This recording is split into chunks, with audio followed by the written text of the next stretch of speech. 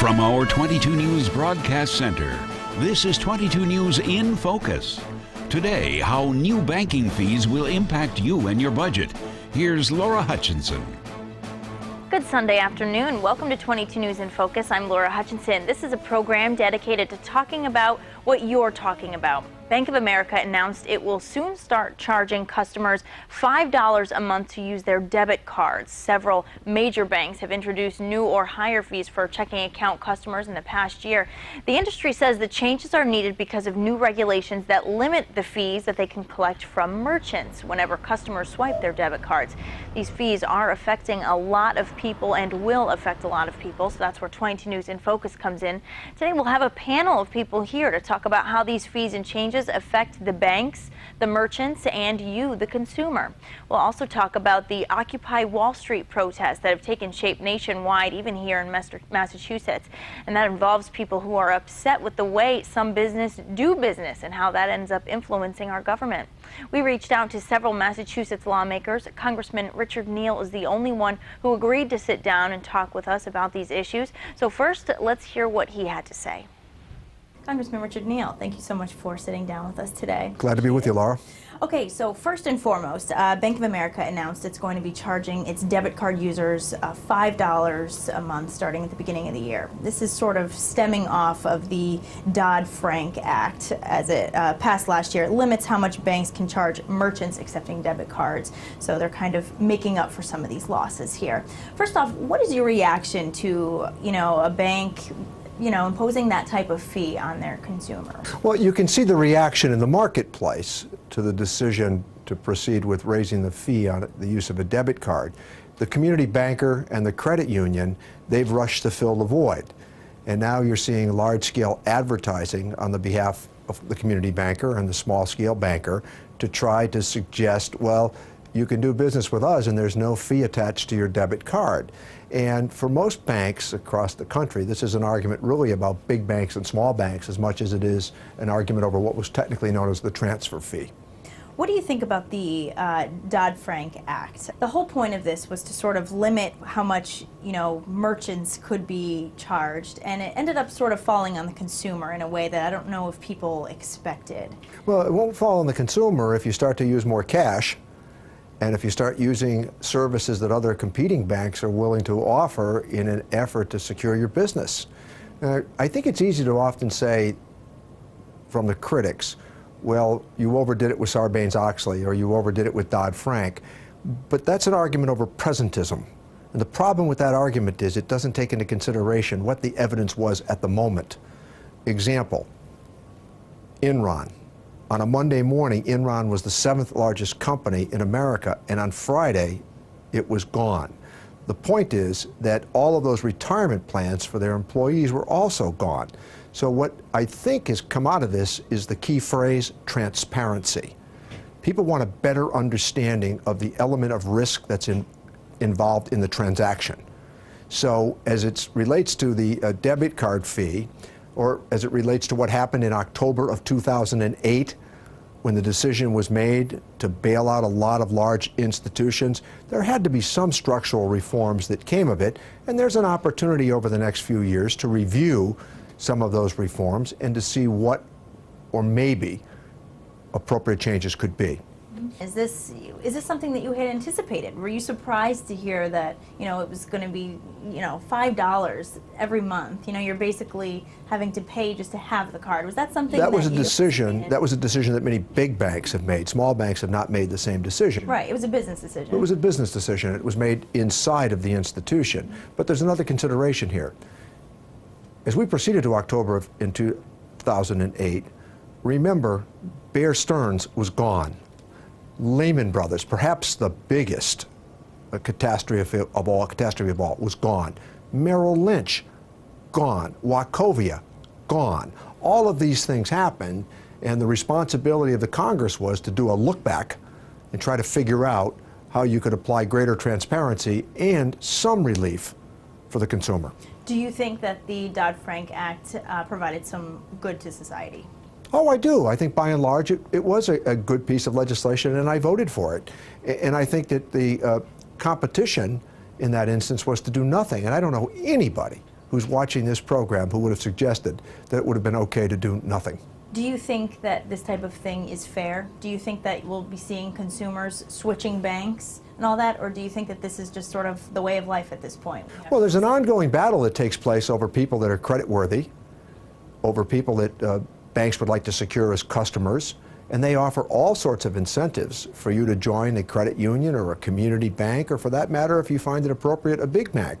It was very hard for the small business person to secure credit from a big bank, largely because much of the decision-making is now far removed from regions like ours.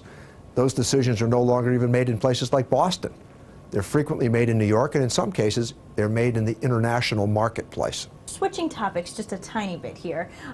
You've seen the protests happening. It started off in New York City, Occupy Wall Street. Several cities across the nation have now had people coming out and having their own Occupy Boston, Occupy Northampton. What do you think about this movement? I think that a basic tenet of our constitutional system is the right to petition your government, the right to freely assemble, and the right to express oneself. In some matter, I think it's a reflection also of many of the emotions that have been expressed by the Tea Party. A great deal of frustration because 9.1% of the American people find themselves without work. In the vernacular, that's 15 million on the low side and 25 million on the high side who, at this moment, through no fault of their own, have found themselves without a job. So I think that's part of the frustration that everybody is feeling. Well, this has certainly caught our attention just because it spread so quickly. In fact, I spoke with someone from the Occupy Wall Street in New York who was like, I had no idea it would be this big. Is anyone listening? I mean, it's shocking that it spread as fast as it did and so many people have got involved, but is anybody in Washington listening? Well, you can see the result of the last round of congressional elections. Okay. So there was certainly some impact that was felt by the frustrations that were expressed by the American people in the polling place. So that I've often thought that the argument with Congress is really not one of not listening. It's an argument of you listen too closely. And does that sometimes impinge upon independent judgment? I think it was Edmund Burke that suggested that in the end you owe the public your judgment. And we do not attempt to substitute our judgment for theirs, but as you review evidence, you try to make an informed decision. Therein lies the conflict. We saw a lot of changes with the last election, but do you think that the president and Congress will sort of take up what it is that they have issue with? I mean, we go back to the big banks and the big corporations. Is this something to look back on? I think the president's jobs bill is a culmination of the frustration that everybody feels, and I hope that the president's jobs bill will get an honest up or down vote in the United States Senate. Okay, and how do you feel about that? I'm for it. Okay. I object to some of the pay-fors that he's used, but that's what the legislative process does. It doesn't make the possible the enemy of the perfect.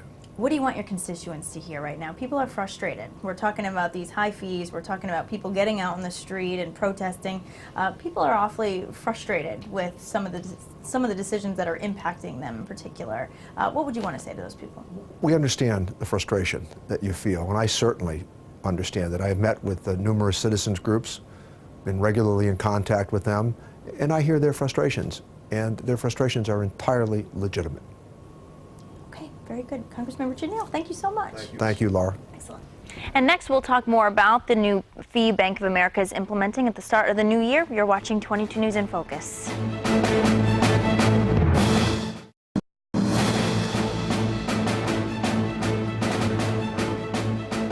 Welcome back. You're watching 22 News in Focus. We just heard from Congressman Richard Neal, who commented on both the new Bank of America debit card fees and the protesting that's going on nationwide in response to the growing opposition to corporate practices and influences.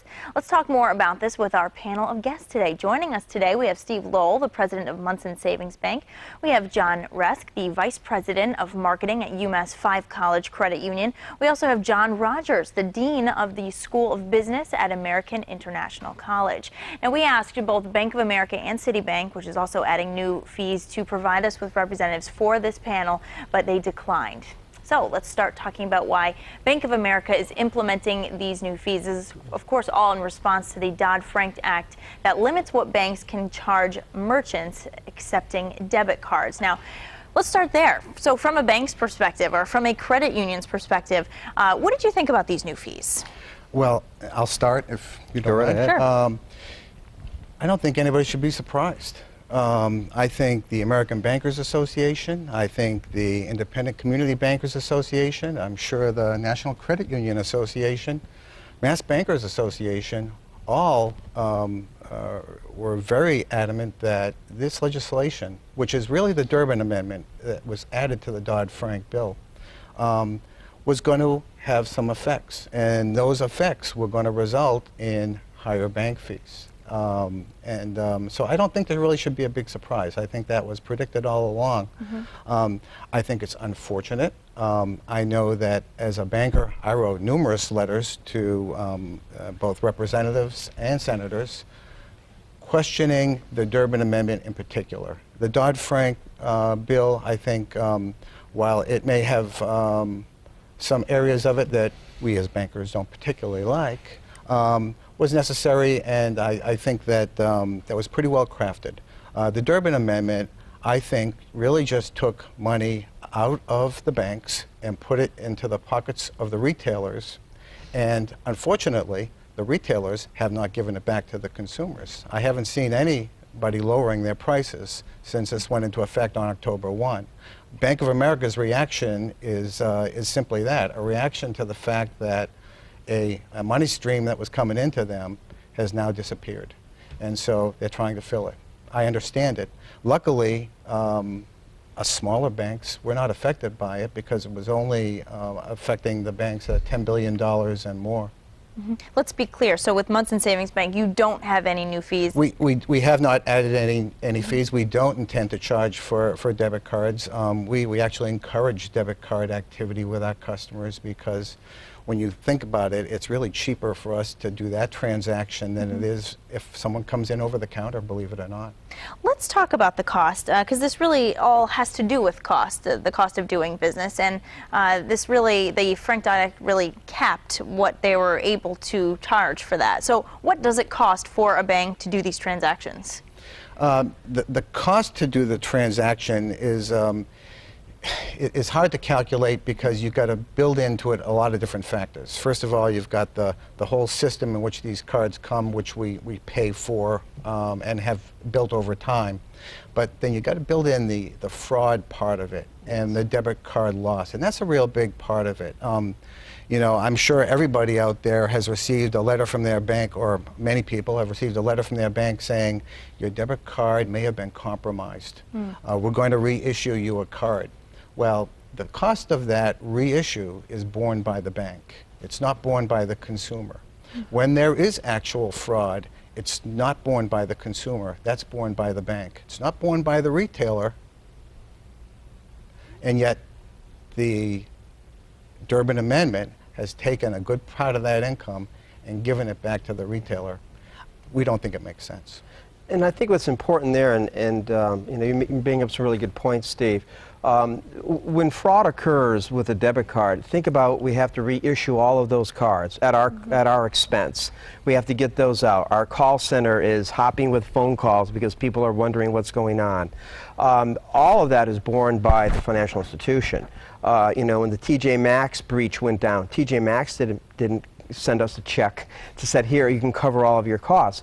And you know, when you're talking about thousands and thousands and thousands of cards, as a matter of fact, in some of those breaches, they actually ran out of plastics because so many banks had to reissue cards. Can you imagine that the country ran out of plastics in order to make cards to reissue because there was so many cards that had to be reissued? That doesn't get covered. So obviously, when we're bringing in money from the merchant, we have to set some of that aside in case we have to do things like fraud issues that occur.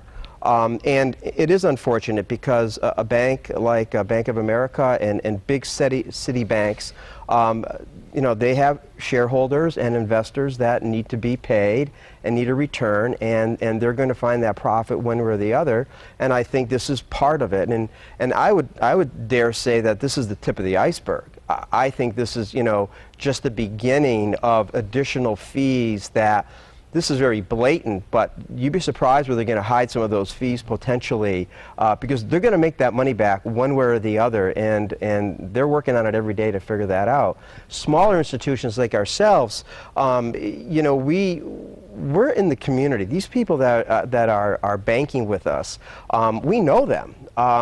It's important that we provide the services that they need. But again, I think that some of the costs that are there that are just inherent with regard to doing the processing and so forth is something we have to be able to collect from the merchant. Think about the merchant value to them. They don't have to count cash. They don't have to bring cash to the bank. They're swiping. It's electronic. They get it instantaneously, practically. So, you know, there's a good reason why they should be paying something in that sense. Is it necessary for them to make up this money, though? I mean, how are they going to go poor without, you know, instituting these fees? What type of financial urgency is this? I mean, we're talking about the big corporations that were, you know, involved basically in the recession a couple of years ago. When I think it was Jamie Dimon, who's the chair of Chase Bank, said, if I'm running a restaurant, if I can't charge for the soda, I'm going to raise the price of the hamburger.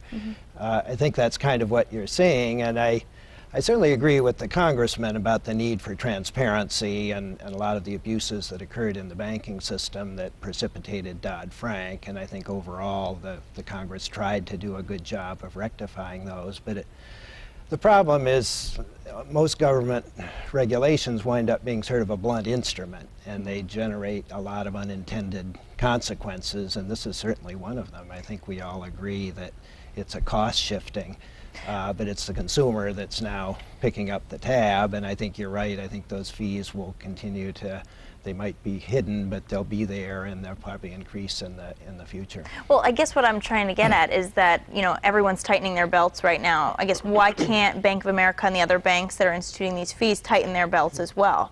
Are they not going to be able to operate if they don't raise this money? Can't they just sort of trim costs in some way? Well, the way that's a other business businesses decision, but banks are in business to make a profit, Sure. and they have, as John says, they have shareholders to satisfy, and our banking system went through a crisis. It's reconstituting itself, it's rebuilding itself. We need strong banks and healthy banks, so to the extent that they can become more profitable, it's good for the system. How they do it is going to have some consequences for all of us, but I think the objective is there. And I think it's fair to say that if you look at profitability over the past 5 years, certainly everybody's profits now are significantly less than they were 5 years ago. There's a lot of belt tightening that has already gone on in the banking industry, believe me. Anybody at my bank can tell you it certainly has. They've felt it. So I'm not sure how much more they can tighten. And even a big bank like Bank of America, and believe me, I'm not here to defend what they've done. Yet at the same time, we haven't been affected to the degree that they have. And we're a little concerned about that because while this legislation was aimed at banks of $10 billion and more, there's always that trickle down. And we're worried that it's going to be hard to have a two-tier payment system, which is really what they're talking about doing. The bigger banks are capped. The smaller banks are not capped, so they're still getting the same interchange income that they were getting prior to the Durbin Amendment taking effect back on October 1st. So we're a little concerned about it.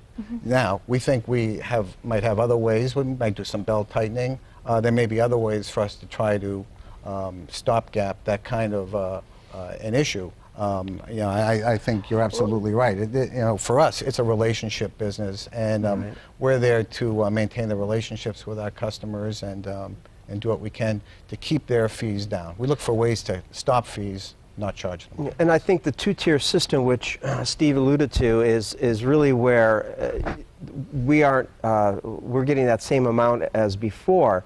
But will the merchant decide not to accept, you know, our debit cards because they have to pay more on those debit cards? Well, that's yet to be seen. We don't know what's going to happen with that. So I think we're all a little concerned about that. And as far as belt tightening goes, I would also agree, you know, we've worked very hard. I mean, it's, you know, in a credit union, the members own the credit union. It's their money. We're very careful with our expenses, but how much can you can you squeeze out? I mean, you have expenses. You have to pay for the lights and the professional staff and the insurances and all the things that we have to do, all the processing costs and so forth. And I think that's really gotten very well as far as in line, but how much more there is, I'm not sure. Keep in mind that the large banks, they've taken some big losses. Sure. Look at the foreclosures out in the marketplace. They'll never recoup that money. So they, even though they may have tightened some of their expenses, they're hitting losses, and they're going to have to try to cover some of that somehow, and it's going to fall as it is now. And again, I think this is just the beginning. I think you're going to see other types of fees going up, new fees instituted, right, and so forth. So this is not the end, but probably the beginning. And I think consumers need to be consumers. They need to be smart shoppers when it comes to their banking relationship. And I think you kind of answered this question already, but do you feel like the bigger banks have tightened their belts as much as the local banks have? You were saying, you can ask my staff, we've tightened our. Do you think that the bigger banks have also done an equal amount of belt tightening, I guess? If they haven't, they're in the process of doing that right now. Okay. You've heard talks about bigger Bank banks of America just closing branches. 30,000 people they laid off. Yeah. So and they're probably going to continue to do that and close branches and do those types of things. So even with these fees, you think that we're going to be seeing some of the Bank of America branches closing down and things like that? They obviously are doing that now. They laid off 30,000 people. So I think that's going to probably continue as they look at that bottom line. Okay, great conversation we have going here. We're going to continue this in just a second. So next we'll talk about some options available to you if you are being faced with some new fees. You're watching 22 News in Focus.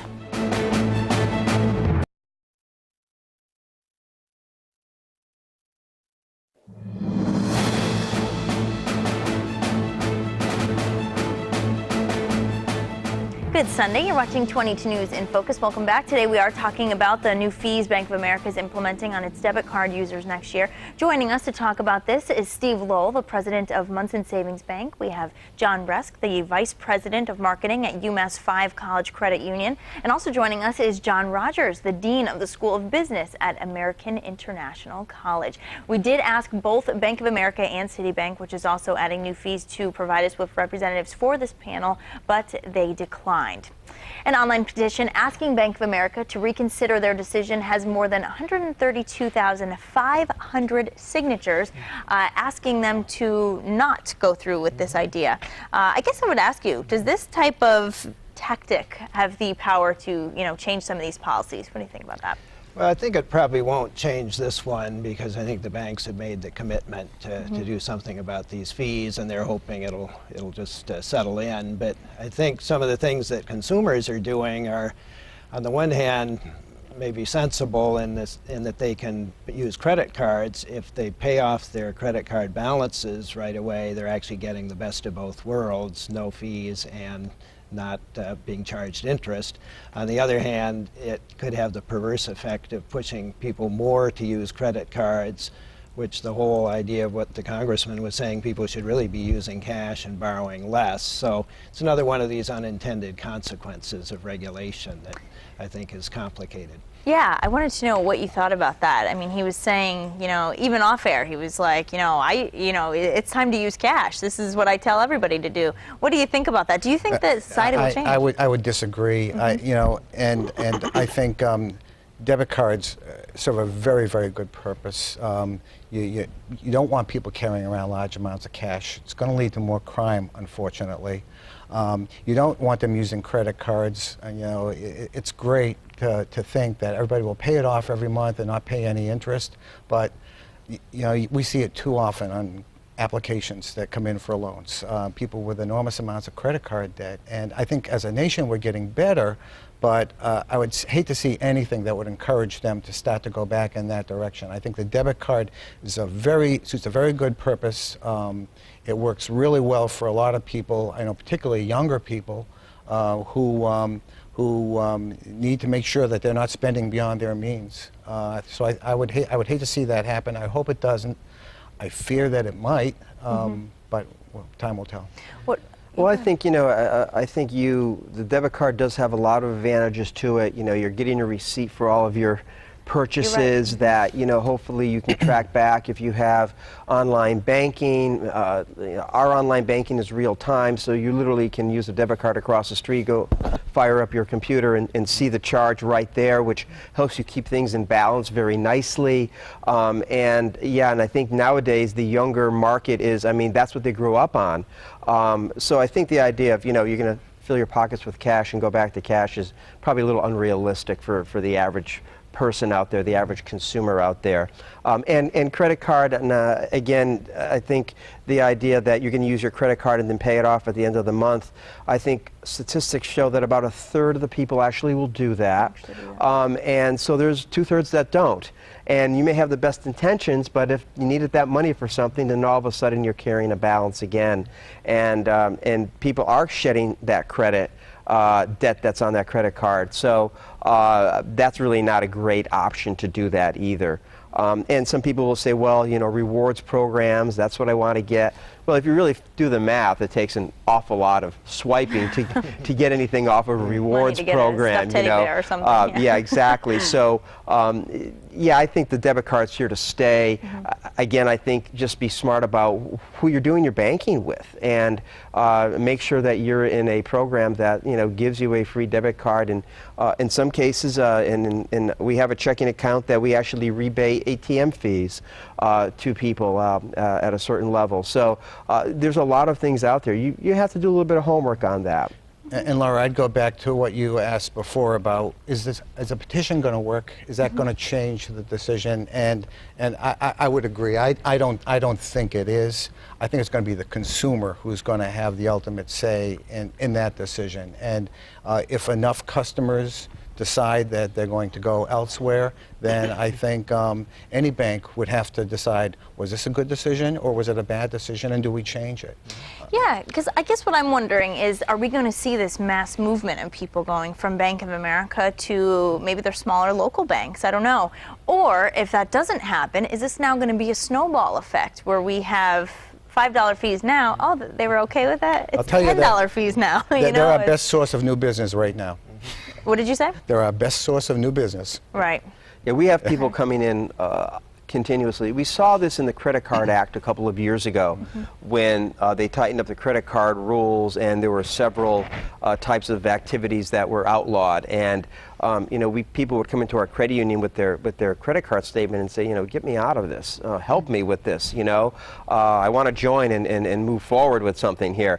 And yeah, I think if the 135,000 people that signed that signature, if they actually went and closed their account and moved it, that would be saying something. You know, it's easy to sign a piece of paper, and it's easier than you think to move an account if you need to do that. It's not that difficult. I think there's this perception out there that, oh my heavens, it's going to take a lot of effort for me to do this. And I know our credit union and probably your bank too, I mean, we'd help you do that. Absolutely. If you need some help figuring out your bill pay on your online banking, we'll help you move accounts. We'll help you close stuff. It's actually relatively easy to do. And if you can save money by doing that, isn't it worth the hour of your time to do that? There's a lot of inertia, and I think big banks rely on that inertia. They hope that you feel that it's too hard to move, and so therefore they can continuously do those types of things, and yet you're not going to move. Everybody has a pain point, so I think you see that coming forward, and we are seeing new members joining our credit union, and they're right from Bank of America and other banks that just, you know, aren't treating them very well, and I think that'll continue. Whether it's a wave or not, I don't know, but I think that will. You know, we always see those bumps when these types of things happen. There's this bump in new members, new customers coming in. Bank of America is kind of the tester bank. They're testing the water to see how people react. Well, there is a convenience with Bank of America and with these big banks because they're everywhere. You know, you can travel to California and find a Bank of America right there. What questions should people be asking themselves, or when they walk into a bank, to find a bank that's actually meets their needs? Because it's easy to go to Bank of America because, frankly, they're everywhere. I think it's important to know what's convenient for you. What are you looking for in terms of an account? Is it important that you don't pay ATM fees? Because we have an account also, and I'm sure you have an account that you don't have to pay any ATM fees. is it important that there's a rewards program? Is it important that you earn interest? Do you have online banking? Do you what convenience is really in the eye of the beholder?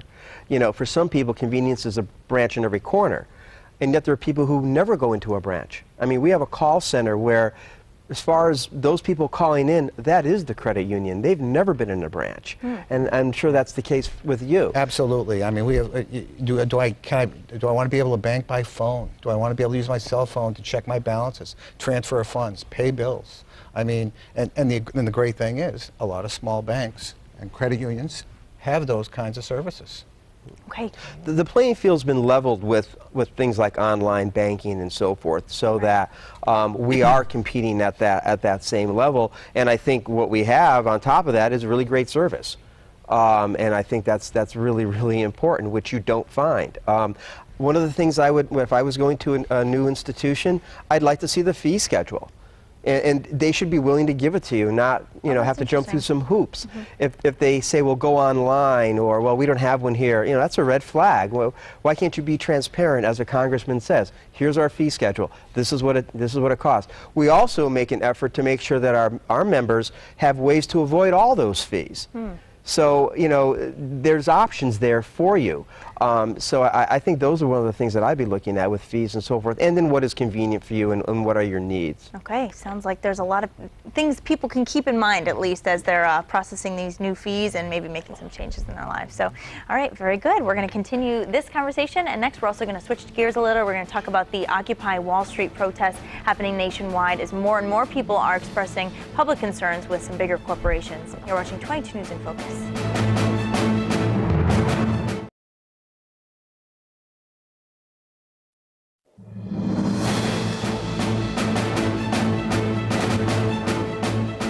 Welcome back to 22 News in Focus. Today we've been talking about the new debit card fees Bank of America is planning to implement at the start of the new year. We're also going to shift focus a little bit right now to the protests that have garnered national attention. It's called the Occupy Wall Street movement. It's made its way from the streets of New York City to cities across the country, even here in Western Massachusetts.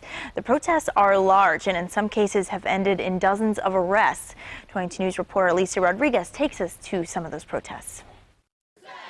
We are the 99%.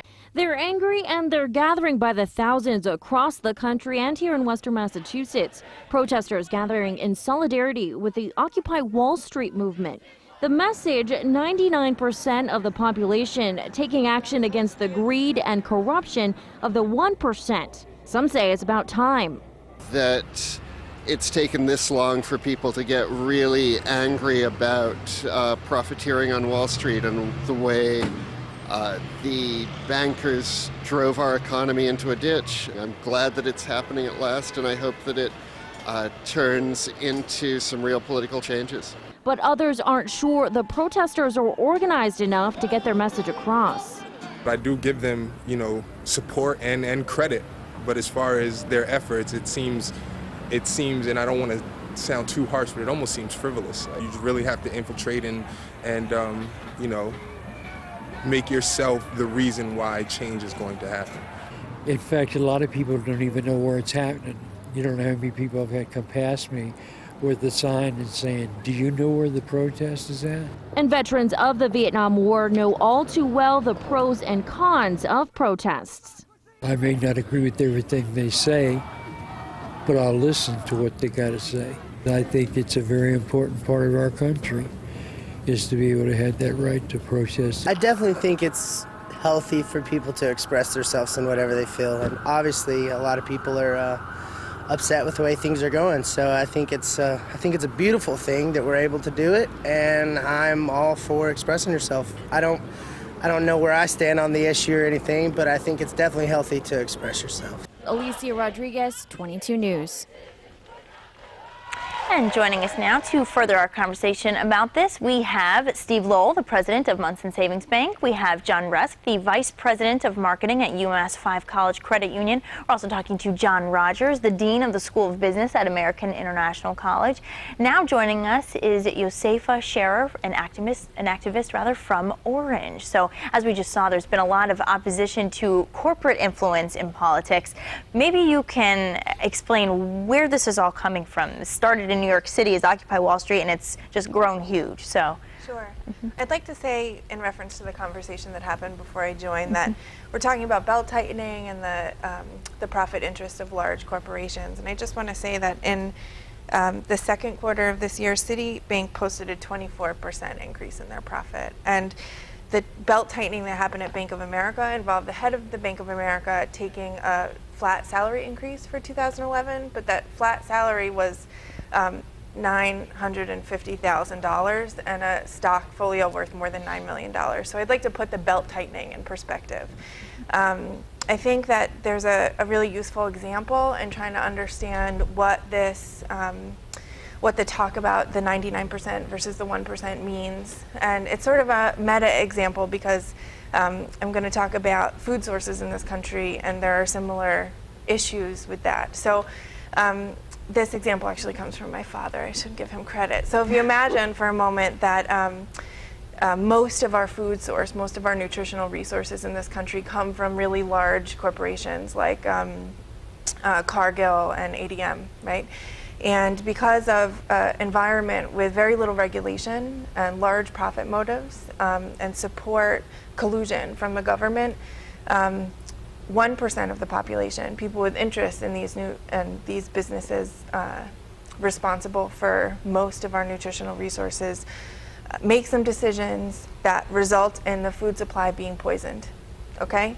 And then 99% of our population ends up very, very sick, a little bit sick, and some even die, okay?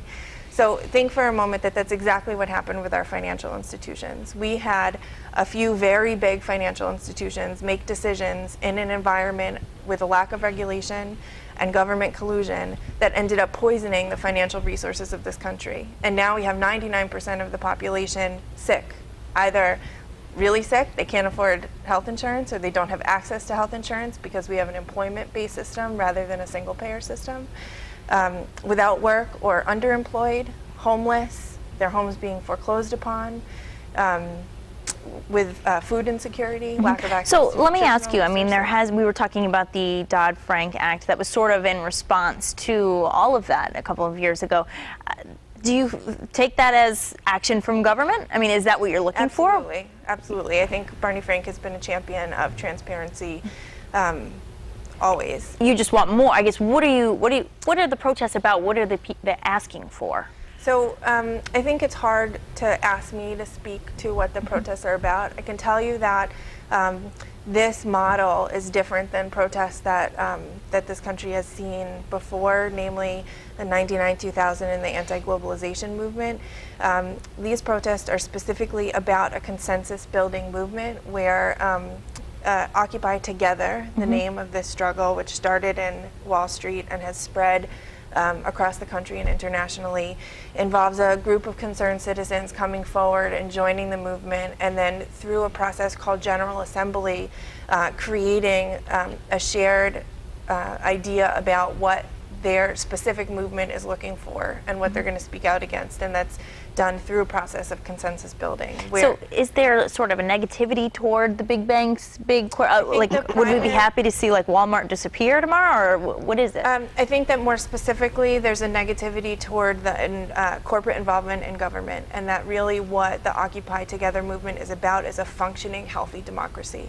When you have the power consolidated in 1% of the population, and a regulatory environment that allows that consolidated power in multinational corporations and for-profit businesses to have really profound effects on government regulation, the democracy is sick and it can't function. And so what my perspective on the 99% is about, and the Occupy Together movement is about, is to demand a healthy democracy.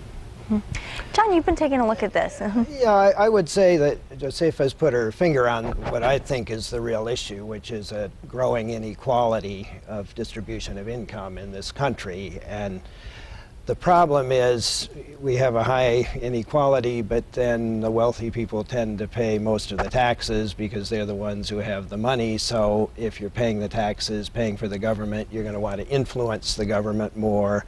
And I think we really need a fundamental rethink of how we raise taxes, how we apportion responsibility for the economy, because ultimately the only answer to all of this is to get the economy moving so that small businesses can flourish, so that people can find jobs. I mean, I think it's terrible that young people are coming out of college very well qualified. They can't find jobs, their hopes are dashed, they can't get on the ladder, let alone start to climb it.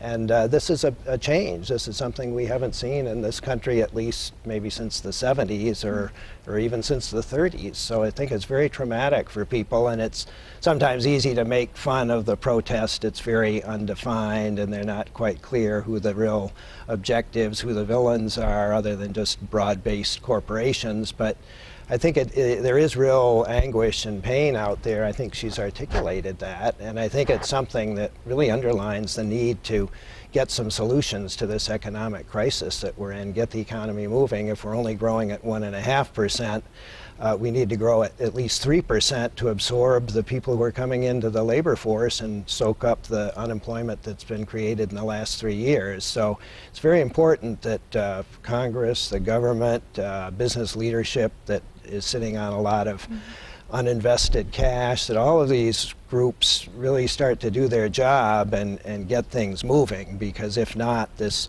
pain is just going to spread through the society, and it could become very destabilizing. I think it is a real social issue. I think something that you want to keep in mind. I was at a dinner last night, and the speaker made a very interesting comment that 77% of workers live paycheck to paycheck. 77%. I would believe that. It's a large number. And that's a large number. And we see that when people walk in to try to get a loan, and we see what their what their income looks like and what their expenses are. And we do a lot of financial literacy at the credit union. We have a lot of workshops at our branches and so forth. And a couple of years ago, we started a new workshop called Living on Less, for the whole purpose of people who have been downsized or they've lost overtime pay or whatever the case might be. And these people are struggling.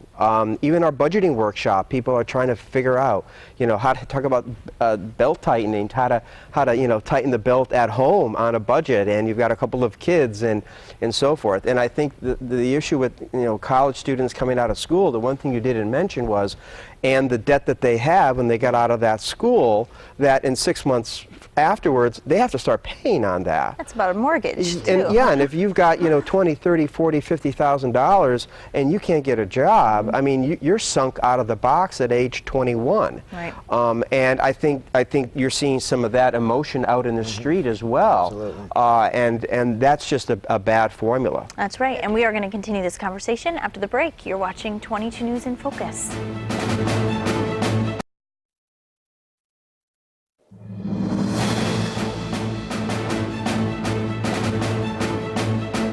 Welcome back to 22 News in Focus. Today we've been talking about the Occupy Wall Street protests happening nationwide, even right here in our communities. And earlier, as we discussed the new debit card fees, that's had everyone talking as well.